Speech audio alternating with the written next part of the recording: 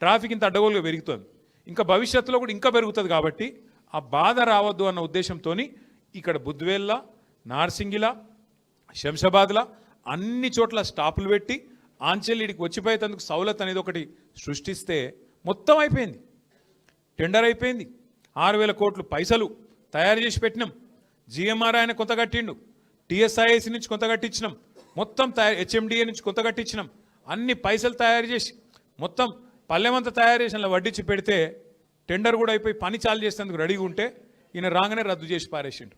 ఎందుకు రద్దు చేసినవా అంటే ఆయనకు ఒక అనుమానం అట, నాకేమో భూములు ఉన్నాయట మధ్యలో, ఇక నాకు భూములు ఉన్నాయట, నా మీద కోపంతో దాన్ని రద్దు చేసిండు. ఎక్కిసొంటోడు ముఖ్యమంత్రి ఏం చెప్పాలి? ఇలా రాజేంద్ర నగర్ నియోజకవర్గం మరి ఆ భూములు ఏమైనా ఉంటే మరి ఆయనకే రాసిస్తా సపరేట్గా చూపెట్టమని సవితక్క అంటుంది. నేను రేవంత్ రెడ్డి గారికి బంపర్ ఆఫర్ ఇస్తున్నా, నా భూములు ఎక్కడున్నాయో చూపెడతా, నీకు దండం పెడతా, నాకు కూడా ఎరకలేదు. మరి ఈ కంపెనీ నాదే అంటాడు, ఆ కంపెనీ నాదే అంటాడు, ఈ బిల్డింగ్ నాదే అంటాడు, ఆ బిల్డింగ్ నాదే అంటాడు. 2 ఏళ్ళకెళ్ళి జల్లడబడుతుండు. యాడా ఏమేమున్నాయి తీయాలి, తవ్వుండ్రి తీయండ్రి, వీని జైల్లో నూకుర్రి. యాదికుందా పోయిన దీపావళి, రేపు దీపావళి కదా, పోయిన దీపావళికి ఒక ఆయన ఉన్నాడు మంత్రి, బాంబులేటి అన్నాడు. బాంబులు వెళ్తావా అన్నాడు. మరి ఆ దీపావళి వీకింది, ఈ దీపావళి వచ్చింది, ఈ దీపావళికి వాళ్ళ ఇళ్ళనే బాంబులు వెళ్ళినాయి. చూసిరు కదా మీరు. నిన్న వాళ్ళ పంచాయతీలు పంచుకునుడు, గుద్దుకునుడు, టెండర్ ఆయన కావన్నట, ఈమె కావన్నట, ఆయన గుంజుకుండట, ఈయన గుంజుకుండట, తుపాకులు పెట్టుడట. మనం ఉన్నప్పుడేమో పారిశ్రామికవేత్తలకు గొడుగులు పట్టి, ఛత్రీలు పట్టి వాళ్ళని తీసుకుపోయినాం. ఇలా వీళ్ళేమో తుపాకులు పెడతాను. తేడా ఏంటంటే ఒక గది అంటే ఒక ప్రభుత్వము చేయాల్సిన పని చేయకుండా ఈ గలీజ్ దందలల్ల మంచిరేవుల పంచాయతీ నడుస్తుంది. అది కూడా మీకు ఎరికే సుత్తాను మీరు. మంచిరేవులలో వేణుగోపాల స్వామి గుడి ఉందట, ఆ గుడి కాడేదో భూమి ఉందట, ఆ భూములలో లేదో లొల్లి, కొండల రెడ్డి వర్సెస్ కొండ సురేఖ. ఇక 2 కొండలు కొట్టుకొని మధ్యలో బాధితులు మీరు. ఎందుకు చెప్తున్నా ఇదంతా అంటే అసలు పని చేస్తలేరు. మహిళలకు 2,500 ఎప్పుడు ఇవ్వాలి తెలియదు, రైతులకు రైతు బంధు వేయాలన్నా వద్దా తెలియదు, బోనస్ ఇవ్వాలన్నా తెలియదు, ఓ పరిశ్రమ తేవాలన్నా పరిశ్రమ తెచ్చుడు ఎక్కడిది, ఉన్న పరిశ్రమలే వీక్తుంటాయి. కాబట్టి అదొక లొల్లి. అంటే ఇంత అధ్వాన్నపు పరిస్థితుల్లో రాష్ట్రం ఉంది కాబట్టే ఇవాళ రాష్ట్రాన్ని నడిపే తెలివితేటలు వీళ్ళకి లేవు కాబట్టే మొత్తం అంతా కూడా అతలాకుతలం అయిపోయి ఉన్నది. ఆటో డ్రైవర్లు కోపంగా ఉన్నారు. ఒక ఆటో డ్రైవర్లే కాదు, బస్సు డ్రైవర్లు కోపంగానే ఉన్నారు. ఆఖరికి పారిశ్రామికవేత్తలు కోపంగా ఉన్నారు, వ్యాపారం చేసుకునే బిజినెస్ వాళ్ళు కోపంగానే ఉన్నారు, మహిళలు కోపంగా ఉన్నారు. ఈ రాష్ట్రంలో కోపంగా లేని వాళ్ళు ఎవరో ఒకరిని చూపెట్టు, నాకు ఫలానా వర్గానికి మంచిగా చేసినా నేను, వాళ్ళు నాకు ఓటేయాలి ఫలానా కారణం అని చెప్పేది ఏదైనా ఉందా? మైనారిటీ సోదరులకు మాటలు చెప్పారు.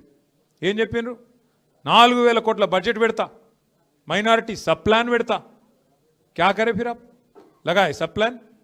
माइनॉरिटी को आज तक एक एमएलए नहीं दिए, एक एमएलसी नहीं दिए, एक मिनिस्टर भी नहीं दिए. और 4,000 करोड़ बजट बोले. कहाँ है 4,000 करोड़ बजट?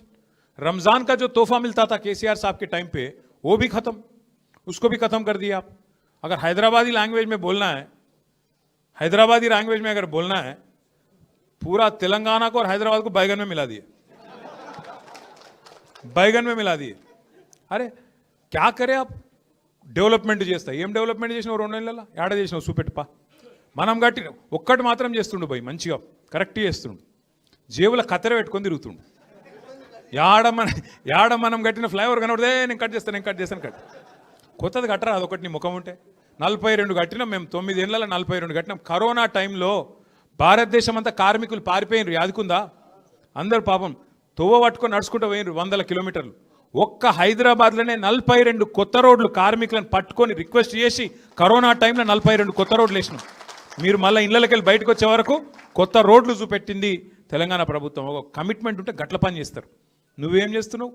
ఉన్న రోడ్లకు పొక్కలు కూడా ఉడుస్తలేడు, చెత్త తీసేవాడు లేడు, ఆటో వాడు టైంకు రాడు, కరెంటు చక్కగా రాదు. ఇప్పుడు కొత్తగా మంచి ఇళ్ళకు బిల్లులు వస్తున్నాయి. హైదరాబాద్లో రాజేంద్రనగర్లో కేసీఆర్ గారు ఫ్రీ వాటర్ ఇస్తే జూబ్లీ హిల్స్లో నువ్వు వచ్చినాక ఇప్పుడు వాటర్కు బిల్లులు కట్టమని చెప్పి బిల్లులు పంపుతున్నావు ఇంటికి.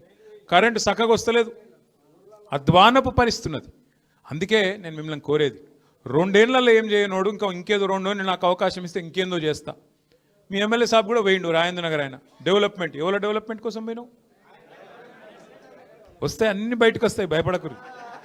సుల్తాన్పూర్ బయటకు వస్తుంది, గాసిమియా గూడ బయటకు వస్తుంది, అన్ని బయటకు వస్తాయి. ఎవరికి ఏం తెలియకుంటే ఏం లేవు, అందరికి అన్ని తెలుసు. ప్రభుత్వం మళ్ళీ 2 ఏళ్లలో వస్తుంది. ఎవరోళ్ళని ఏం చేయాలనో, ఎవరోళ్ళ సంగతి ఎట్లెట్లా తీయాలనో, ఎవరోళ్ళ బెండ్ ఎట్లెట్లా తీయాలనో తీసే బాధ్యత మాది. ఇదివరకు లెక్క ఉండదు. ఎవల డెవలప్మెంట్ కోసం పోయినావు, ఏమిటికి పోయినావు, ఏం ఆశించి పోయినావు, ఏం కథలు పడుతున్నావు, ఫైమ్ గాడు ఏం చేస్తుండో, ఎవడేం చేస్తుండో అన్నిరికే అందరి జాతకాలు తెలుసు. ఎవడెవడేం చేస్తుండో మాకు కూడా ఎరికే. టైం వస్తుంది, అన్నిటికీ టైం వస్తుంది. ఏగో నేనేమంటున్నా అంటే ఒక్కరోజుకే గింత ఎగిరిత పడితే ఎట్లా? ఒక్కరోజుకి ఒక్కసారి గవర్నమెంట్ రాగానే అడిమారి గుడి దెబ్బల గింత ఆగమవుతారు. సుతం పైన దేవుడు ఉన్నాడు, కింద ప్రజలు ఉన్నారు. మీరు తలుసుకుంటే ఎంత పెద్ద పోటుగాడైనా ఎక్కడికి పోవాలో గాడికే పోతాడు. ఇలా రాష్ట్రం మొత్తం ఒకటే ఉన్నది అందరి ఆలోచన. కేసీఆర్ గారు తిరిగి ముఖ్యమంత్రి కావాల్సిందే, తెలంగాణ మళ్ళీ పట్టాలు ఎక్కాల్సిందే. తప్పకుండా జరుగుతుంది, తప్పకుండా జరుగుతుంది. మా ఎల్లన్న లాంటి పెద్ద మనుషులు, అంజుబాబు లాంటి యువకులు, అట్లాగే మా పల్లవి లాంటి ఆడబిడ్డ, మా తమ్ముడు, మా షఫీ గారి నాయకత్వంలో చాందు, మహమూదు, ఇంకా 100 మంది మైనారిటీ పిల్లలు, ఒకరిద్దరు కాదు, రాష్ట్ర వ్యాప్తంగా ఇవాళ కులాలకు మతాలకు అతీతంగా అందరూ కోరుకుంటున్నది ఒకే ఒక్క ఆలోచన. కేసీఆర్ గారు తిరిగి ముఖ్యమంత్రి కావాలి. మరి కేసీఆర్ తిరిగి ముఖ్యమంత్రి కావాలంటే ఏం చేయాలి? ఒకటే మీరు చేయాల్సిన పని. జూబ్లీ హిల్స్లో ఇవాళ మంచి మోకా దొరికింది. ధోకా చేసిన కాంగ్రెస్కు మరి మంచి మోకా దొరికింది మనకు దెబ్బ కొట్టేందుకు. మీకు కూడా అందరికి ఇక్కడ వచ్చిన వాళ్ళందరికీ జూబ్లీ హిల్స్ వాళ్ళకి ఎట్లాగో ఓట్లు ఉంటాయి. అక్కడ జూబ్లీ హిల్స్ కానోళ్లకు చుట్టాలు ఉంటారు, మీకు అక్కడ దోస్తులు ఉంటారు, క్లాస్మేట్స్ ఉంటారు. దయచేసి ఇడిచిపెట్టకండి. ఇప్పుడు కింద కాంగ్రెస్కు బుద్ధి చెప్పకపోతే మళ్ళీ దోసాలు తప్పించుకుంటారు వాళ్ళు. అంటే మీ రాజేంద్ర నగర్ ఎలక్షన్ కూడా బరాబర్ వస్తుంది, తొందరపడకూరు, జల్దీ వస్తుంది, పక్కా వస్తుంది, పక్కా వస్తుంది, ఏం అనుమానం లేదు. ఇడిచిపెట్టాం. మళ్ళీ సుప్రీంకోర్టు కోతాం.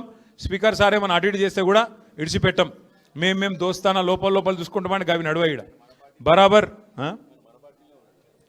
మన పార్టీ అవు మొన్న మీ ఎమ్మెల్యే గారు పోయి అడిచినట్ట కదా, మన పార్టీలోనే ఉండేట కదా. మరి ఏమా వెళ్ళన్నా మరి మన పార్టీలో ఉంటే ఇడికి రాలేదేమే?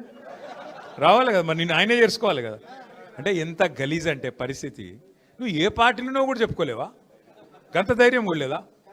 ఇంకా ఎంత ఘోరం అంటే ఆయన ఒక ఆయన కడియం శ్రీహరి అనే పెద్ద మనిషి ఉన్నాడు. నేను చాలా నీతివంతుడని చెప్పుకుంటాడు.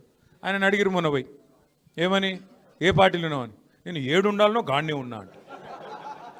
ఈ మాటలు ఎందుకు? ఇంత రాజకీయం చేసి గిన్నిసార్లు గెలిచి గింత దరిద్ర పరిస్థితిని తెచ్చుకోవాలి? చెప్పు, నేను కాంగ్రెస్లో చేరినా అని చెప్పు. గంత భయం అవుతుంది ఎలక్షన్కి పోదామంటే? నువ్వు నిజంగానే కొంత సిపాయి అయితే, నిజంగానే జనంలో నువ్వు ఏదో పీకి పందిరేసింది ఉంటే నువ్వు నీ రేవంత్ రెడ్డి రా, ఎలక్షన్లో పోదాం, చూసుకుందాంపా. ప్రజలు చెప్తారు కదా రాజేంద్ర నగర్లో ఎవరేం చేసిర్రు, ఎవరెంత గొప్పోళ్ళు, ప్రజల ఎవరికి అభిమానం ఉంది, ఎవరికి అభిమానం లేదు, ప్రజలు చెప్తారు. గదానికి భయపడి పదవి కోసం గింతగానమ్మా.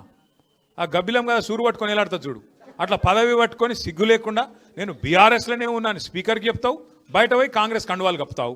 గిదేనా నీతి, గిదేనా రాజకీయం? చూస్తలేరా రాజేంద్ర నగర్లో అందరూ?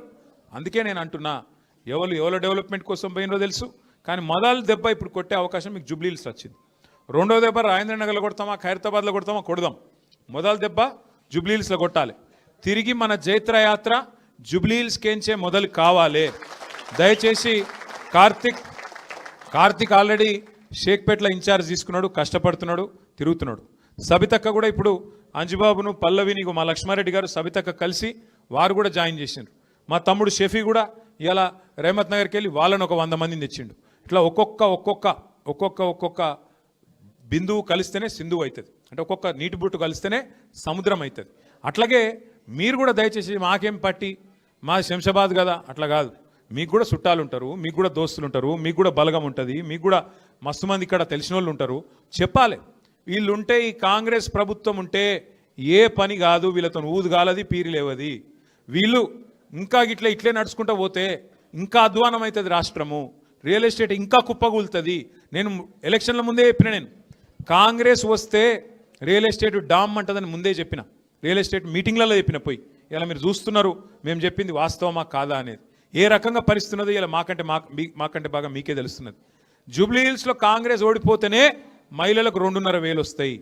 జూబ్లీ హిల్స్లో కాంగ్రెస్ ఓడిపోతేనే ముసలోళ్ళకు 4,000 పెన్షన్ వస్తుంది.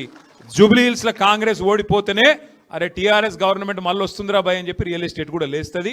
లేకపోతే మాత్రం మళ్ళీ నేను చెప్తున్నా మీకు, వీళ్ళు ఇట్లనే గోళ్ళ సాగితే మరి సీదా వాళ్ళు ఏమనుకుంటారు కాంగ్రెస్ వాళ్ళు కూడా, మేము బుల్డోజర్ పంపడే కరెక్ట్ ఉన్నదిరా భయ్, మేము ఈ బుల్డోజర్తోనే కొట్టుకుంటూ పోతున్నాం, పేదవాళ్ళ గుడిసెలు కొడుతున్నాం, పేదవాళ్ళ ఇండ్లు కొడుతున్నాం, ఇదే కరెక్ట్ అని మరి అదే పేదవాళ్ళు చెప్తున్నారు. మేము చేసేదే కరెక్టు, వీళ్ళకి ఏం స్కీములు ఇవ్వకపోయినా, ఇండ్లు కూలగొట్టినా, ఇందిరమ్మ రాజ్యం అంటే ఇండ్లు కట్టుడు కాదు, ఇండ్లు కూలగొట్టుడే అని చెప్పి మేము ప్రజలకు చూపెట్టినా మాకే గుద్దుతున్నారు. అంటే మేము చేసేదే కరెక్ట్ అని చెప్పి రేవంత్ రెడ్డి గారు ఇంకా ఇదే వైఖరి కొనసాగిస్తాడు.